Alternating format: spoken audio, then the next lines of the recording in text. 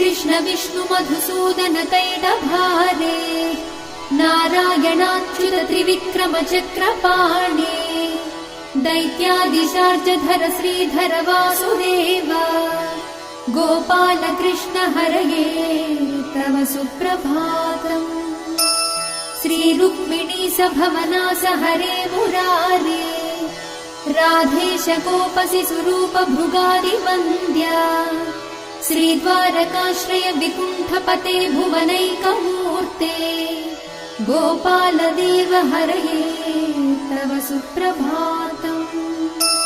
मीनाकृते कमठरूप वराहमूर्ते त्रैविक्रमाय नृहरे भृगु राम राम श्रीराम कृष्ण यदुनन्दन कल्किरूप गोपाल कृष्ण हरये तव सुप्रभातम्।